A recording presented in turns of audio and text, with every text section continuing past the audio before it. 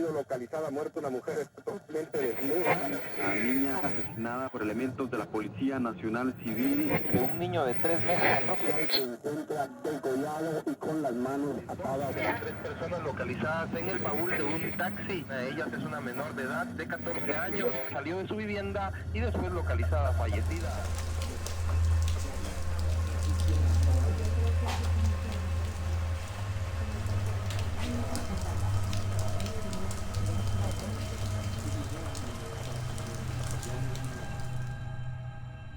Esto es un espectáculo para los guatemaltecos cuando matan a alguien, como que fuera un partido de fútbol o cualquier otra cosa, como que fuera alguien famoso, una estrella que viniera aquí, que están viendo y no se quitan ahí hasta que levantan el cadáver, ¿verdad? Para nosotros es un espectáculo ver eso, ¿no? ¿No han ido a una escena de crimen ustedes?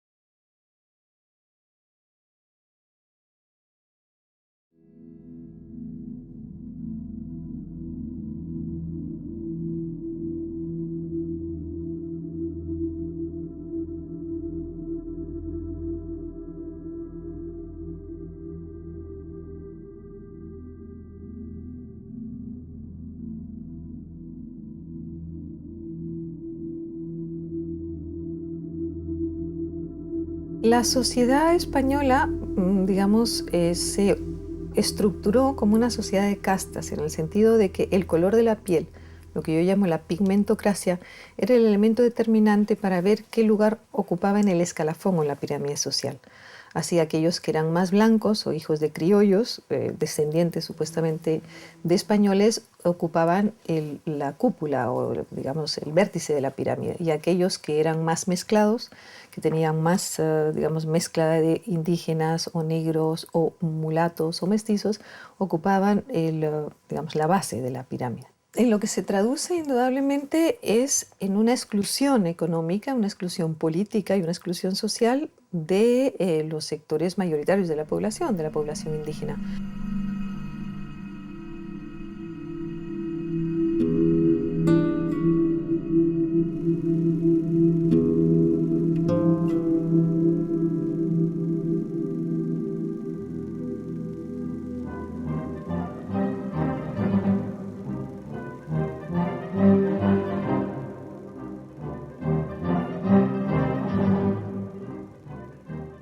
En Guatemala, entre el periodo 1944 y 1954, vivimos la única etapa democrática en la vida de Guatemala, después de muchísimos años de dictaduras militares, de represión política, de ausencia de democracia en el país. Entra una revolución que ha sido una de las revoluciones más grandes que ha tenido Guatemala, donde la presencia de la juventud, de los estudiantes, de los maestros, de todos los espacios organizados que se habían dado, logran derrocar a un gobierno que había venido en una forma dictatorial, estando en Guatemala, y que nos ha permitido tener una apertura. En esa década hubo 2 presidentes en Guatemala.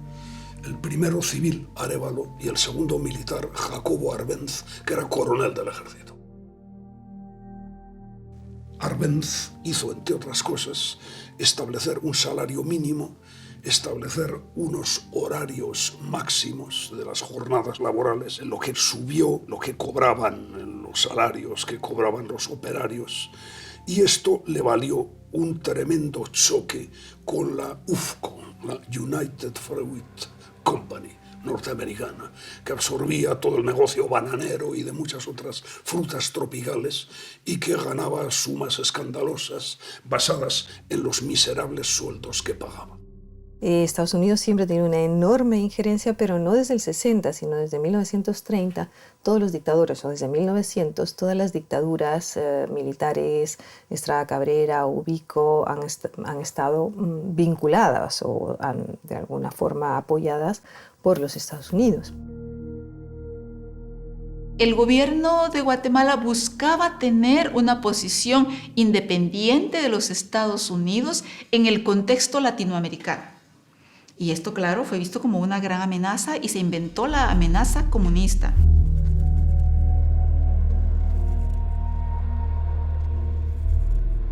Se desata una enorme campaña que se llamó Success, organizada por la CIA del gobierno de los Estados Unidos para derrocar al gobierno de Jacobo Arbenz, que era quien gobernaba en la época. Y esta operación incluyó toda iniciativa internacional para desacreditar al gobierno de Guatemala y generar la idea de que era la gran amenaza para el mundo libre y occidental, era la amenaza comunista, ese pequeñito país de América Central para el mundo libre y occidental. Entonces fue una batalla que el gobierno de Guatemala tuvo que librar a nivel internacional muy fuerte, pero además se aliaron con sectores muy reaccionarios en el país. Bueno, en primer lugar, la élite oligárquico terrateniente, y también con la jerarquía de la Iglesia Católica, que en ese momento apoyó totalmente toda esta campaña. Contrataron a un conjunto de mercenarios en Centroamérica y generan una penetración militar desde el oriente de Guatemala y logran el derrocamiento de Jacobo Arbenz.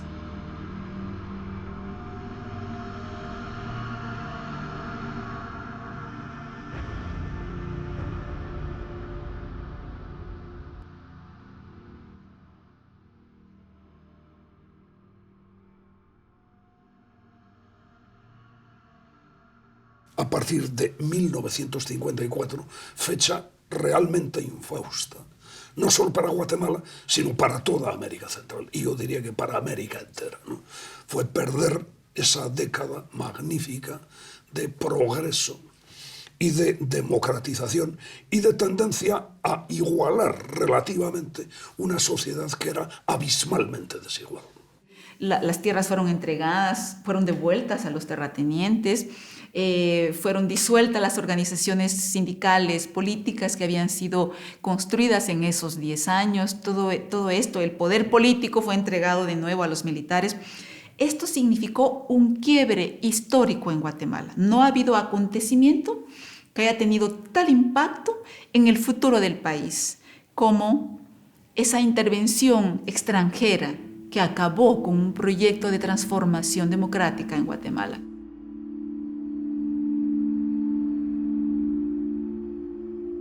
Guatemala sufrió un conflicto armado interno que duró 36 años. En un país de menos de 10 millones de habitantes murió la misma cantidad de personas que en los conflictos de Argentina y Chile juntos, multiplicada por 4.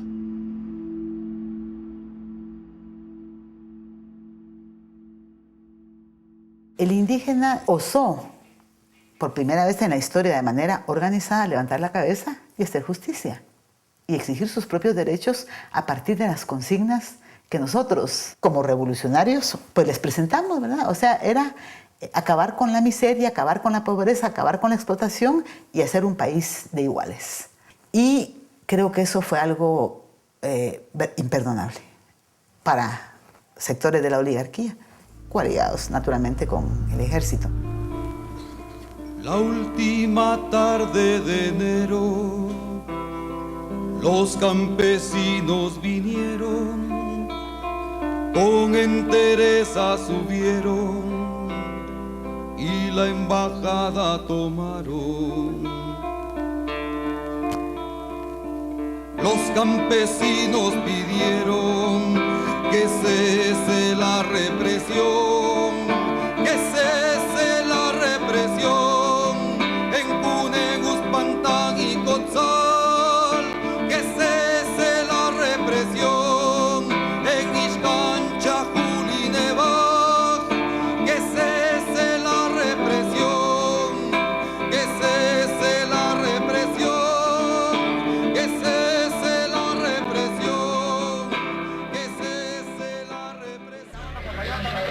Hoy, a las 11:30 de la mañana, un grupo de campesinos ocupó la Embajada de España.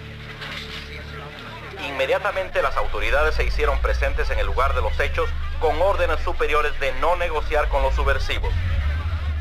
Entonces yo estaba tratando de negociar con ellos, que me insultaban, tal, este hijo de puta, que está con los campesinos, que es un comunista, en fin, el discurso.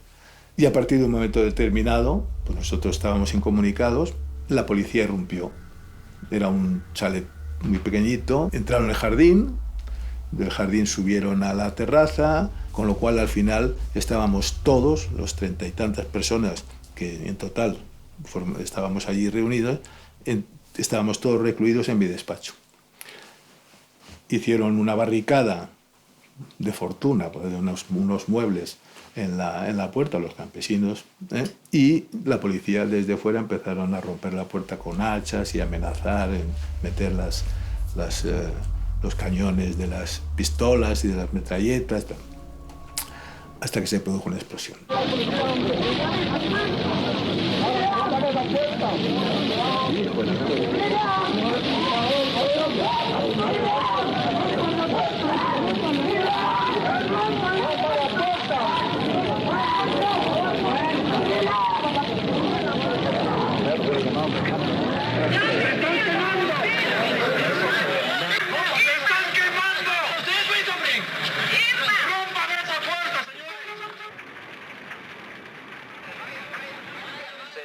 La mayoría de los subversivos eran indígenas del noreste del país, dirigentes sindicales y estudiantes de la ciudad capital. Mi impresión es que el gobierno, que ya se sentía de cierto modo amenazado, inseguro, porque había un creciente malestar, sobre todo en las masas campesinas, indígenas, decidió, no sé en qué momento de este breve espacio de tiempo, porque aquello duró poco, que había que dar una lección, un escarmiento. Yo recordaba perfectamente lo que ocurrió hasta el momento en que me meten en el furgón policial, en el que entra también Ode Tarzú, que realmente me salvó la vida, porque su presencia allí impidió que me llevaran a una esquina y me pegaran 4 tiros, que probablemente hubieran terminado redondeado la faena, por decirlo así, ¿no?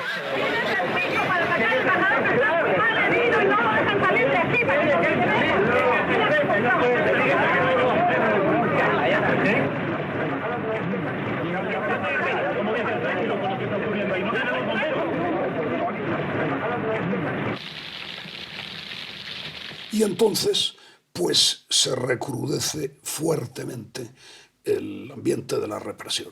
Entonces, al año siguiente del 81, el 82, toma el poder en Guatemala Ríos Montt mediante un golpe de Estado militar.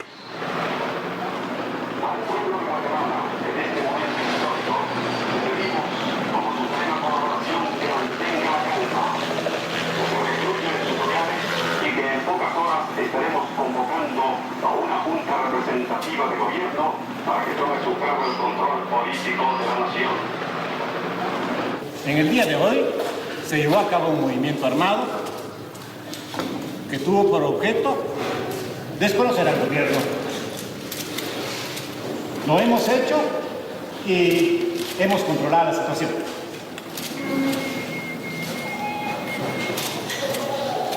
En este momento integramos la Junta de Gobierno 3 personas. Nosotros, militares, queremos expresarles lo siguiente. Ninguno de los que estamos aquí tiene interés en participar en alguna actividad política. El que tenga armas contra la institución de armas tiene que ser fusilado y no asesinado. ¿Estamos? Porque tenemos... No tengo conocimientos psiquiátricos, pero efectivamente hay que ver a ese sujeto. Es un individuo que tiene dotes histriónicas, unas dotes histriónicas que son las que necesita un payaso para, pues, destacar y tal, y llamar la atención con su actuación, ¿no? Entonces, pues a mí me parece un individuo altamente inestable. La corrupción de antes fue en no reconocer los derechos de un voto popular. Eso es lo más importante. Porque mira, robar tener dinero, tener finca, tener petróleo, tener barcos, tener mujeres, por todos lados. Eso es un ambiente de perro. El hombre es un perro. Cuando uno cambia de conceptos de vida, se da cuenta que realmente eso es una porquería. El dinero es hasta cierto punto una molestia. Se vuelve un esclavo del dinero. La avaricia es un pecado. Las mujeres es una mala cosa porque en lugar de estarse uno realizando como hombre, se realiza como perro. Reagan apoyó sólidamente a aquel individuo que acababa de tomar el poder y que no iba a tardar nada en revelar la calaña moral de sus actuaciones. Es el periodo en que ocurrieron las mayores masacres, el periodo en que se documentó que hubo genocidio, el periodo en que está claro que hubo feminicidio, es decir, fue esa etapa del 80 al 82 en la cual se cometieron los peores crímenes del conflicto armado que forman parte de los crímenes de lesa humanidad, crímenes de guerra y crímenes de genocidio. Tenía como 13, 14 años y a mí nadie me explicó por qué llegaron los militares o por qué nos mataban. El ejército, que era el que gobernaba el país, era un estado militar, conocía perfectamente qué había y qué no había. Ahí está el nacimiento de las aguas, ahí estaban los grandes bosques y las campañas directas y los planes contrainsurgentes del ejército. Para la parte del área de Chile empiezan con una operación llamada Operación Isil. Y esa Operación Isil, que fue hay un documento público del ejército sobre Operación Isil, hace una propuesta reorganizativa de la población, hace un llamado a la concentración militar de la población, que desaloje sus áreas que ocupa históricamente, que se concentra al lado de los cuarteles, y que va a haber una nueva producción para vender, que va a haber una nueva producción de minerales, de petróleo, sobre todo de energía eléctrica, y propone ya obras concretas y proyectos concretos en donde estaba viviendo la población. Tengo de los Estados Unidos, del pueblo norteamericano, tengo una oferta de ayuda millonaria. Estamos haciendo aldeas modelos. Entonces van a venir en especie todo, pues, ¿verdad? Van a venir misiones entonces. Así es. Al occidente, ahí donde están las aldeas destruidas. Y además en todo Guatemala. Sí. Venimos con toda la asesoría, hay grandes técnicos que vienen a darnos toda la asesoría y no nos va a costar nada.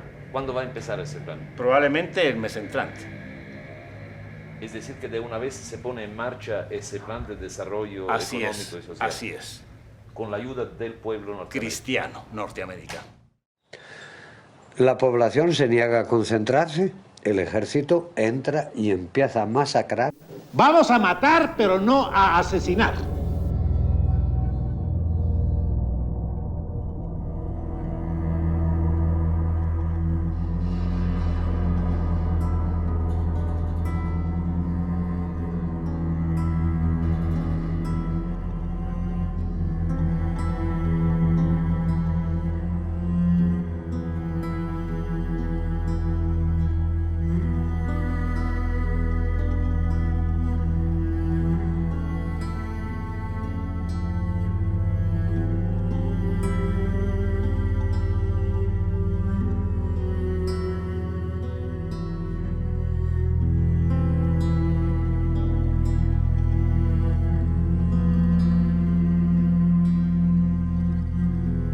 En el Plan Sofía se diseña el recorrido lento y sistemático de las patrullas de estos 576 especialistas del ejército por todos los municipios y aldeas de Nevaj, cumpliendo órdenes de matar a todas las personas que se encontraran y de perdonar la vida a aquellas que la inteligencia militar suponía más separadas de la guerrilla. Con 3 patrullas, por lo menos de 80 hombres, y hace cerco sobre las poblaciones o sobre los objetivos 1, 2 y 3. Vamos a hacer un cerco alrededor. Cuando se entra en una aldea, saca a la gente de las casas. Se le saca la verdad, pegándole, lastimándole, más o menos ahorcándolos. Solo lo trajimos y lo presentamos con el mayor y el mayor lo interrogó, que dijeran algo, pero no, ni aún no le dijeron nada, ni por la buena ni por la mala, no.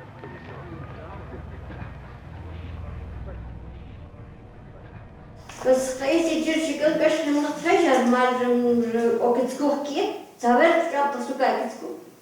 Um que está a sucar que descou, eu estava de carro descou e vidi que já está por mim. Nem botar que já está, eu não vou contigo. Porque agora já o que descou, que chiquito, que já chiquito, lagi kuta lang o carro na que quer falar com ele. O chiquito está com uma caixa, não é que ficamos a ver uma vez, nem que está perto dele. Surge el desplazamiento masivo de las comunidades. Estamos hablando de como de 100,000 personas que salieron al refugio, que se exiliaron, y una parte de la población se queda refugiado en la montaña. Hay 3 focos de población refugiada en la montaña. En Guatemala se conoce la CPR de la Sierra, la CPR del Ixcán y la CPR del Petén, que eran los únicos lugares donde la gente quedó resistiendo y no se refugió ni se entregó al ejército. Entonces, por eso se llamaron las comunidades de población en resistencia.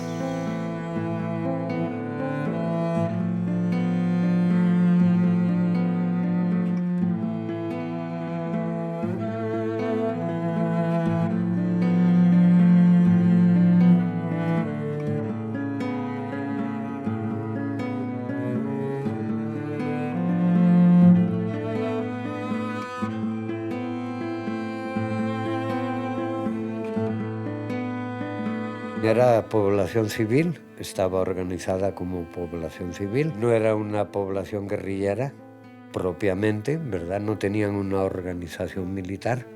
Cada comunidad tenía su consejo comunitario y cada comunidad durante 17 años establecía asamblea cada noche. Y colectivamente cada noche en la asamblea se disponían planes de seguridad y de movilización para el día siguiente por si eran interrumpidas la comunidad o golpeada o se aproximaba el ejército.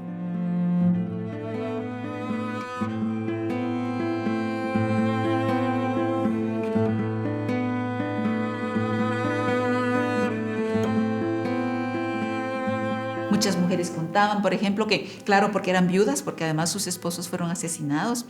Entonces, ellas tuvieron que enfrentar la realidad de ser proveedoras del hogar, tuvieron que salir a buscar el sustento para sostener a los hijos, tuvieron que dirigir la emigración hacia el exilio en México, tuvieron que cortar con machete la montaña para asentarse en lugares muy inhóspitos como refugiadas internas.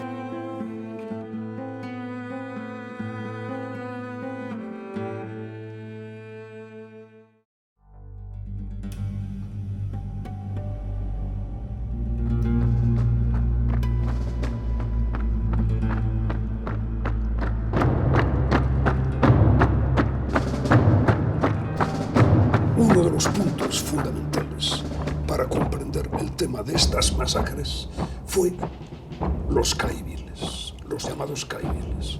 La formación que se daba a esta gente era una formación tendente a la deshumanización absoluta. Yo he tomado testimonios de unos hombres que fueron caiviles y uno que siempre me quedaba muy fuerte. Ellos cuando estaban entrenados no era entrenamiento normal que tenían. Este hombre me contó que él pensaba que los estaban llevando perros para entrenar los perros, pero estaban llevando perros cargados en los hombros en la montaña y cuando llegaban tenían que matar los perros que habían subido cargando por más que un día. Tenían que matarlos con las manos, luego tenían que comerlos. Tenían que comerlos crudos y si vomitaban tenían que comer el vómito. Era un plato en que los tenían una cosa comunal. Y este no es el único testimonio así, hay varios que han contado esto. Y él me decía es que lo que nos hacían era de hacernos hombres de odio.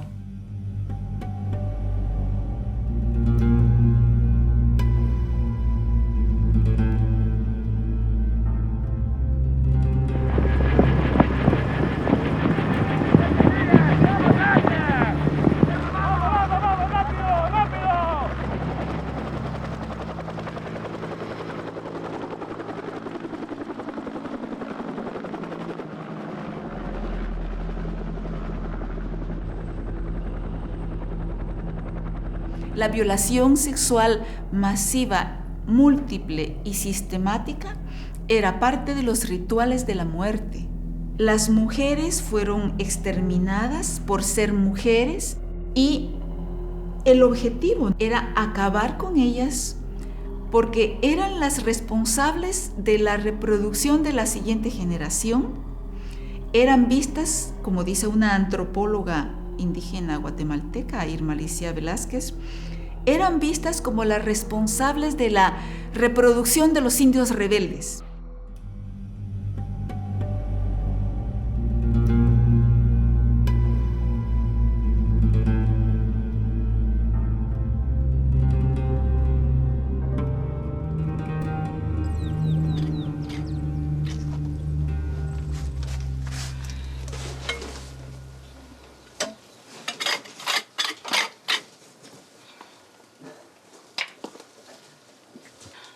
¿Cuántos metros? Bueno, ahora que este es el fin del pozo, este es el último esqueleto articulado que se ve, y la profundidad que estamos es a 12 metros con 20 centímetros. Esta última parte del pozo, mayoritariamente se encontraron niños y mujeres. En cambio, los primeros cuerpos que sacaron fueron de masculinos, jóvenes y adultos. Pero la concentración de niños y de mujeres se encontró al finalizar el pozo.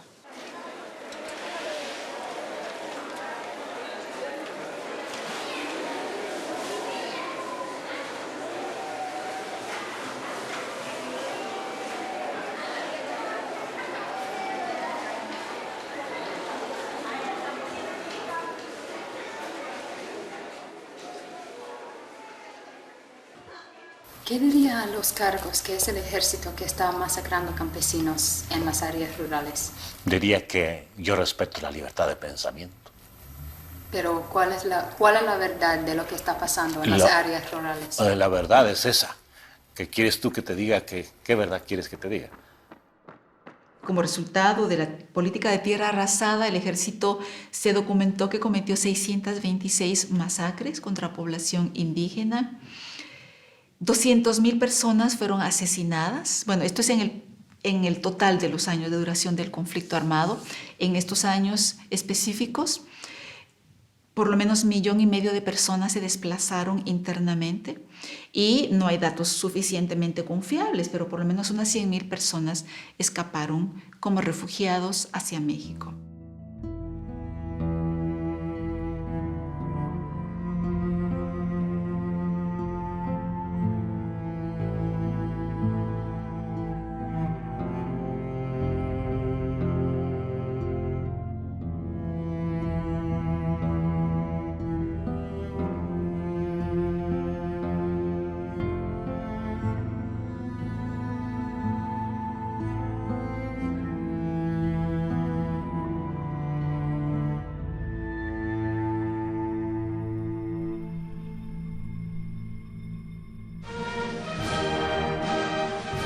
En un día histórico para Guatemala, el presidente Álvaro Arzú se dirigió a la nación con estas palabras. Pueblo de Guatemala, la paz ha sido firmada.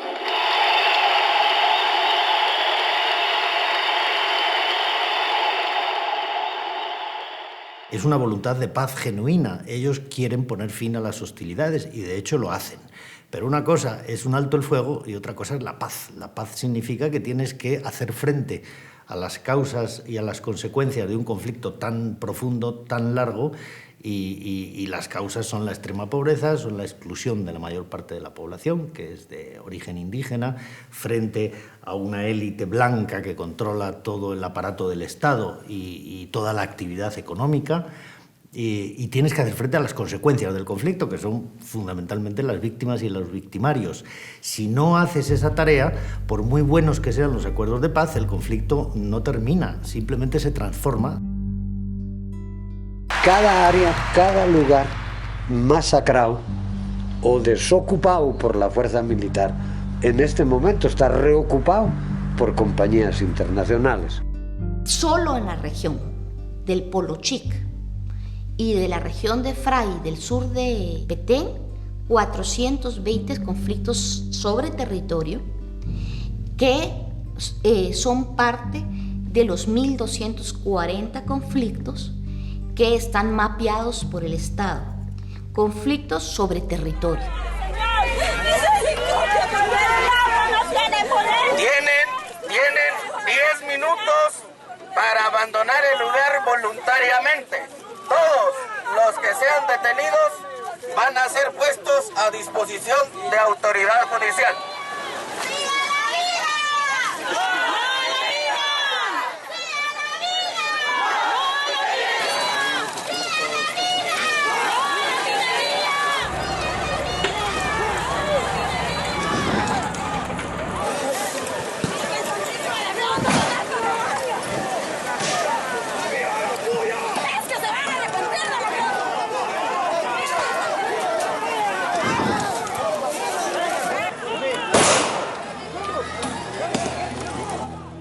En Guatemala hay poderes ocultos. Ambos poderes, el tradicional y este oculto emergente, se disputan la conducción del Estado. Entonces son estas estructuras clandestinas las responsables del asesinato de jueces, de magistrados, de policías, de fiscales, de defensores públicos que no se adecuan a los intereses o que no responden a los intereses de estas entidades criminales. Y también son los que pueden muy bien asesinar a líderes comunitarios, dirigentes sociales, dirigentes políticos, funcionarios, diputados, etcétera. Toda aquella persona u organización que por su actividad política o por su actividad social pone en riesgo los intereses de ese poder corporativo criminal. El ciudadano está muy confundido, porque lamentablemente quien viene a patrocinar muchas veces los partidos políticos son personas que están ejerciendo algo anómalo como crimen organizado, narcotráfico, y creen que si patrocinan a cualquier candidato pues van a seguir siempre pues bajo un manto de protección y por ende pues caer a la impunidad como siempre, ¿verdad? El poder militar diluido o debilitado a raíz del fin del conflicto armado interno ha ido buscando nuevas formas de recrearse, y una de esas formas es el ingresar por medio de sus agentes, por medio de representantes militares a la arena política. Ejemplo de ello es la candidatura de Otto Pérez Molina, un general del ejército. Fue director de la inteligencia militar, fue comandante del ejército en la región Ixil, en donde se cometió genocidio. Fue jefe e instructor de los caibiles. Ciudadano Otto Fernando Pérez Molina, jura usted ante Dios y por su honor de ciudadano guatemalteco de ser fiel, leal y obediente a la Constitución Política de la República de Guatemala, cumplirla, velar porque se cumpla. Sí, juro.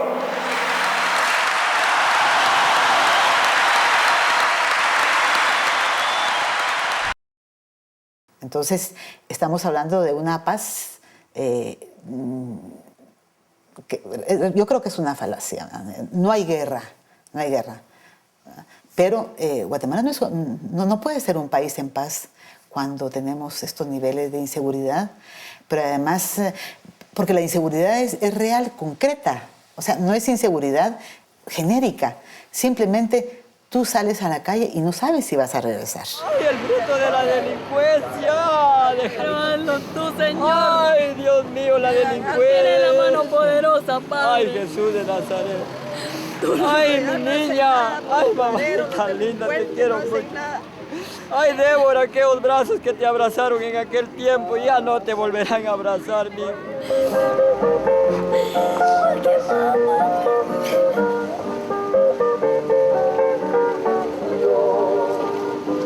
Me da consuelo, me da la vida y me da la luz. Y quiero adorarte con todo el corazón.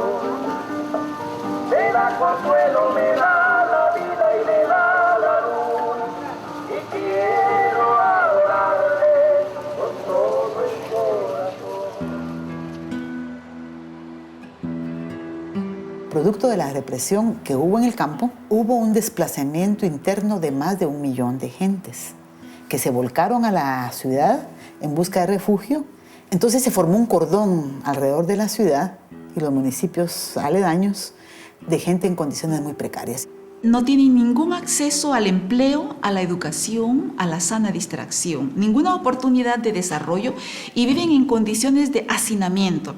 Y lo único que les queda es organizarse para delinquir. Yo siempre lo he dicho, con la situación de los jóvenes, de los pandilleros, ellos no nacieron pandilleros ni mareros. La sociedad los hemos obligado muchas veces a delinquir o que sean realmente jóvenes con un resentimiento hacia la sociedad o de rebeldía.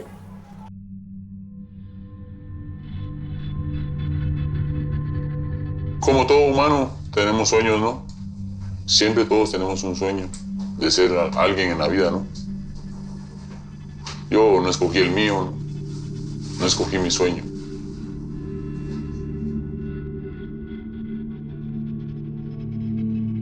La Mara aquí empezó a entrar, carnal, desde los 95, 96, carnal.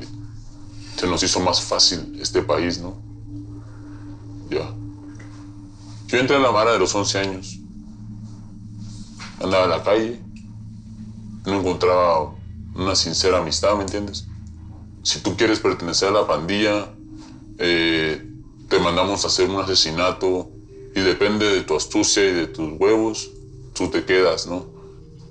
Y yo empecé a matar gente de los 12 años. He matado gente entre unos 30 o 40, me podría ser. Hasta la cuenta perdí, hermano. He torturado gente, he secuestrado gente, he participado en asaltos grandes, en asaltos pequeños, ¿ya? Nos apegamos mucho con los narcos. Pues Guatemala, aquí la mayoría de gente es narco, ¿me entiendes? Gobiernan los narcos.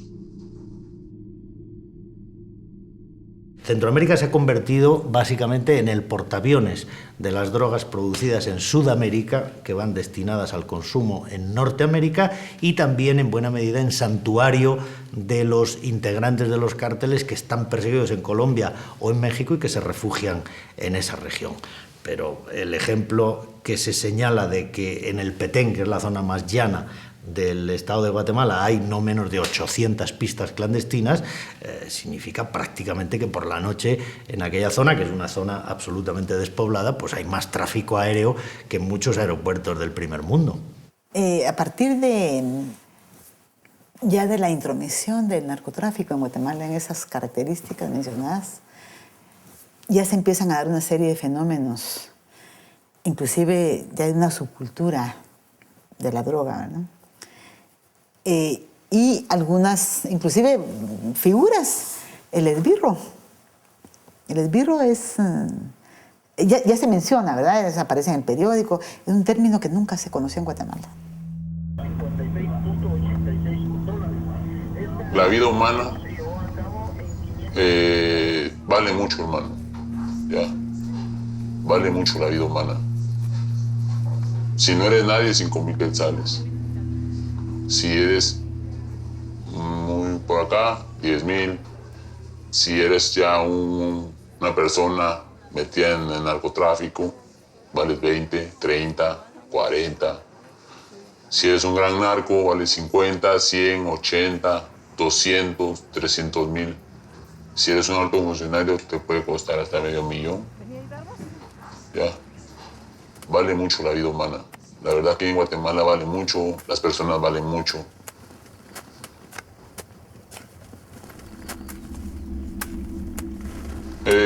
llaman, ya, a la clica. Son gente conocida en el gobierno, ¿no? Salen en las televisiones, sacando sus caras de pendejos, ahí haciéndose los buenos, ya. Cuando ellos mismos pegan los fonazos y ellos dan las órdenes, ¿me entiendes? Ellos sueltan el billete y nos limpian el terreno con los policías, se ponen de acuerdo y se hace el trabajo.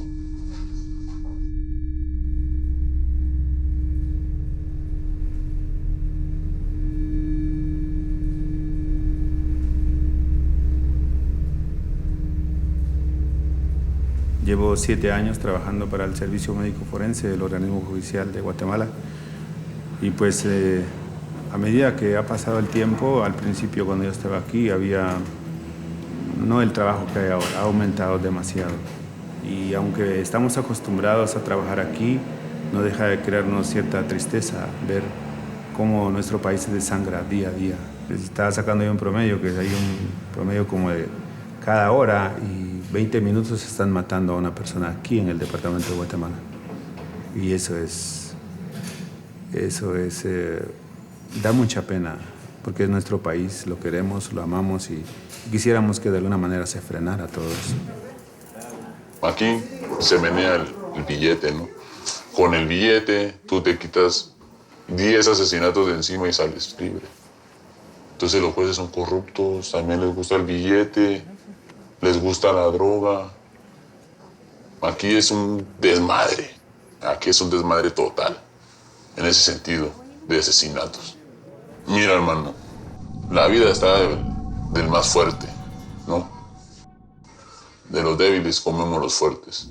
Pero si tú te interrumpes, tú metes tus narices, te lo seguro que te vas a morir. Ya, y vas a morir rápido.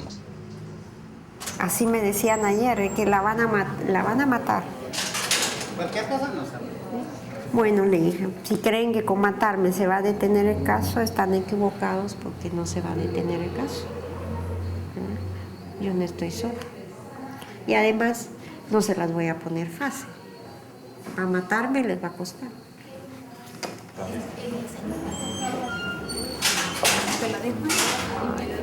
Señora, ¿cómo está? ¿Me ha sentido pésame? Yo se lo pague, mami. Aquí estamos nosotras, en lo que podamos las vamos a apoyar. Ya mañana la abogada se va a personar al Ministerio Público. Si quiere platicar con ellos y contarles qué pasó, quién era su hija, cuántos años tenía, ¿verdad? Porque el problema aquí es que las autoridades dicen que todas las mujeres que matan son mareras, o son prostitutas, o son todo. Entonces un poquito... No, ella nunca estaba. No tenía ninguna parte. Ella se llamaba Adela Chacón Tanza. ¿Cuántos años? Aquí dice que 28 años. 28 años. Ella estaba casada. Sí, era casada. Ella puso una denuncia, yo que es contra ese hombre que no la dejaba tranquila. O sea, este hombre la molestaba a ella. Sí, la molestaba a ella, pero ella no lo quería. Dice que tiene varias entradas en la cárcel, dice. ¿Cómo apareció ella desnuda? Desnuda apareció con el estómago abierto. Y ella tenía un su lunar. Ahí está el lunar que ella tiene aquí, se lo quitaron. Y el rostro todo se lo radiaron. Y lo sacaron, dice que sacaron su matriz. Nunca llegó la policía. Nunca llegó la policía a investigar ni nada. Ha salido bajo de fianza, ha salido.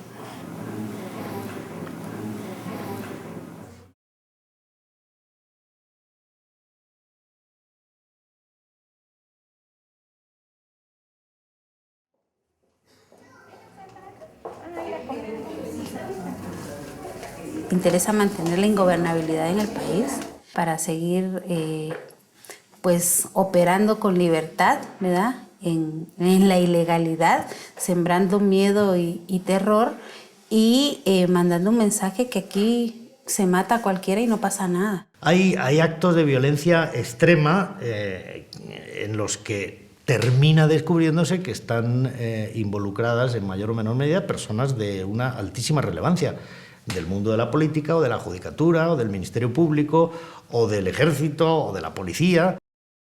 Los pinches putos policías aquí te paran y si no te ven, si te ven un tatuaje o te miran miran una chica muy bonita, ya la suben a la patrulla, hermano.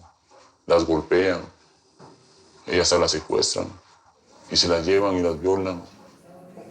Esta es la familia Hichos. Fueron secuestradas por un comando del DINC el 5 de diciembre del año pasado en una zona céntrica de la ciudad capital. Ella es Dulce Abigail, de 17 años de edad. Ella es su hermana Candy, de 14 años de edad. Y ella es su mamá, Rubelia, de 33 años de edad. Las tres fueron secuestradas, brutalmente torturadas, y sus cuerpos aparecieron el 23 de diciembre mutilados. También los policías somos parte de la sociedad y también estuvimos incluidos en ese conflicto armado. Y también pues han habido aquí dentro de nuestras filas institucionales pues elementos de que han hecho cualquier tipo de agresión hacia las mujeres. Yo les puedo hablar aquí en la Policía Nacional Civil. Yo soy la primera mujer en la historia de la Policía Nacional Civil que va a un cargo de dirección. Siempre hay personas filtradas como el crimen organizado, que tiene sus células en todas las instancias del Estado, ¿verdad? Y eso viene a caer muchas veces en los hechos delictivos que no se juzgue como debería de ser, sino que son casos que quedan en la impunidad. Y ese es un mal mensaje a la población, porque es aquí donde la gente ya empieza a perder realmente esa confianza hacia el sistema de justicia y pierde totalmente la credibilidad del Estado. Marlene Blanco Lapola, ex viceministra de Gobernación y exdirectora de la Policía Nacional Civil, fue capturada esta mañana en la zona 7, acusada por el Ministerio Público y la CICIG de ejecuciones extrajudiciales, entre otros delitos.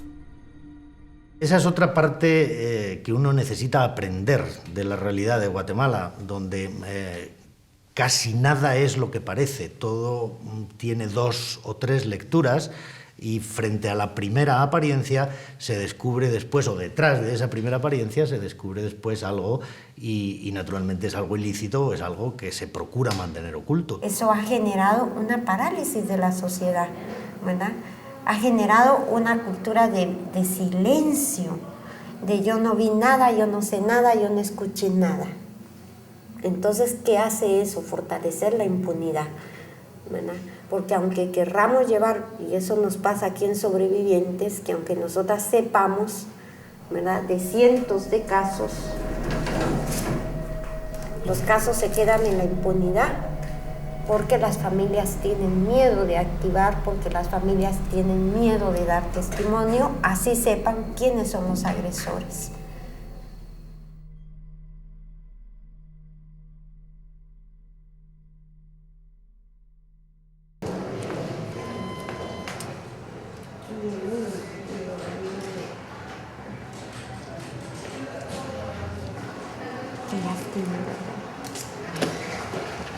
Sí.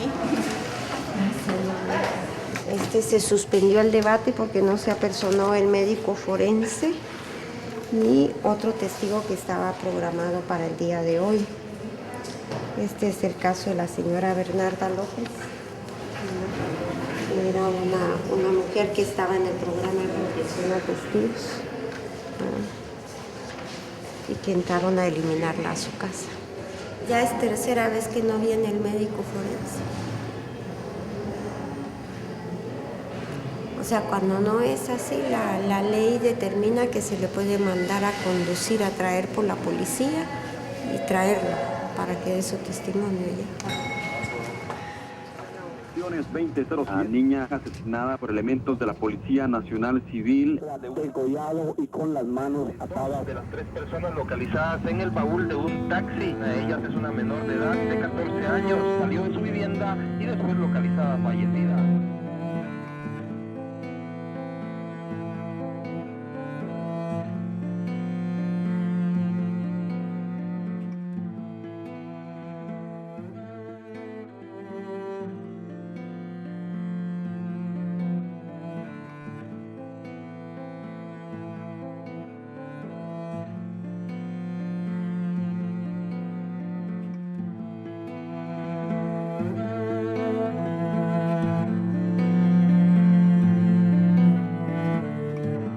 Este fenómeno ha ocurrido siempre. En el silencio han desaparecido, han matado a miles de mujeres que no hemos podido y no hemos sido capaces en este país impune de llevar a los tribunales a los responsables.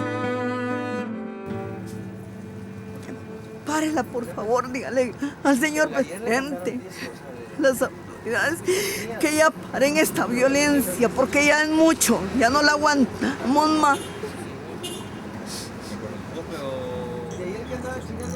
Aquí nunca va a cambiar nada. Podrá venir los mejores presidentes, pero si no nos dan oportunidades a trabajos honrados y vidas más tranquilas, esto va a seguir peor.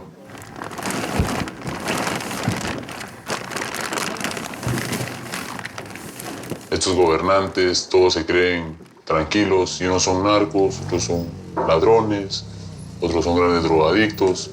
¿A dónde van a llevar a nuestra Guatemala? ¿A dónde quieren llevar a nuestros jóvenes, no?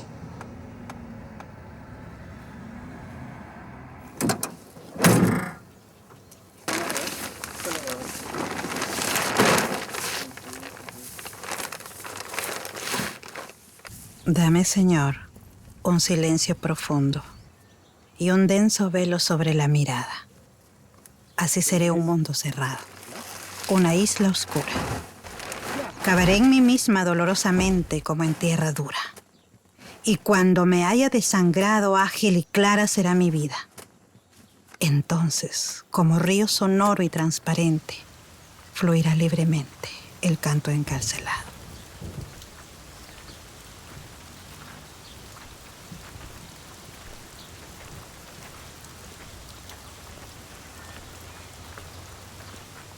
Como sociedad civil no nos podemos sentar a llorar y a decir, bueno, ahora nos tenemos que conformar con esta realidad. No, como sociedad civil nos tenemos que organizar y crear los mecanismos a nuestro alcance que nos permitan contribuir a erradicar al crimen organizado y tratar de construir un Estado de Derecho lo suficientemente fuerte para que estos grupos ya no actúen más.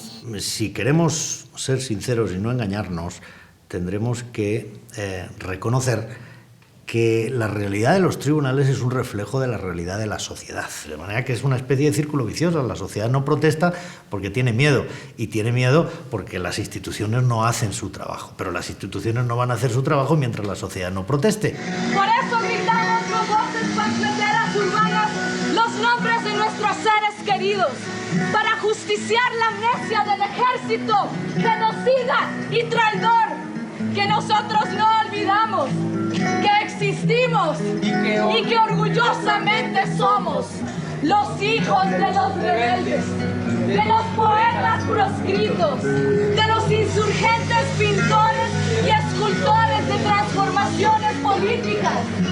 Somos los hijos clandestinos de este maldito sistema. Los indígenas mayas continúan oponiendo resistencia a las industrias extractivas que desplazan a comunidades enteras y destruyen el medio ambiente. A esta lucha se suma su reivindicación de justicia por los crímenes cometidos en el pasado. En el año 2013, Efraín Ríos Montt fue juzgado y sentenciado a 80 años de prisión por crímenes contra la humanidad y por genocidio. 10 días después, la sentencia fue anulada por la Corte de Constitucionalidad.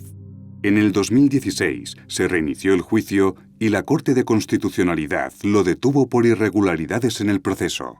Al finalizar este documental, el juicio estaba a la espera de reanudarse. Nadie hubiera pensado que era posible que un tribunal guatemalteco, a petición de un fiscal guatemalteco, imputase al general Ríos Montt. Y eso, de alguna manera, abrió el camino que sirvió primero como señal, pero sobre todo como estímulo a los propios operadores jurídicos guatemaltecos, diciendo, sí se puede, podemos hacerlo, no va a pasar nada, no va a haber un golpe de Estado, el sistema no solo no se va a tambalear, sino que se va a reforzar si somos capaces de que el principio de igualdad ante la ley baje de la Constitución a la vida real.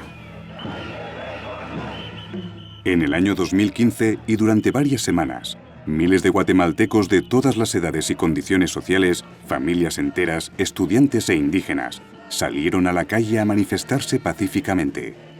Cansados de la corrupción y de sus gobernantes, reclamaban un nuevo sistema político. Las manifestaciones obligaron al general Otto Pérez Molina a dimitir como presidente. 24 horas después fue detenido e ingresado en prisión, acusado de corrupción. Jimmy Morales, un famoso cómico televisivo, fue elegido el nuevo presidente de Guatemala, con el apoyo de un sector del ejército. Joe Biden, vicepresidente de Estados Unidos, no perdió ocasión en demostrar el interés que seguían teniendo en aconsejar cuál debía ser el presente y el futuro de Guatemala. Hay un dicho en Guatemala que creo describe muy bien esa situación, que es lo más probable es que quién sabe.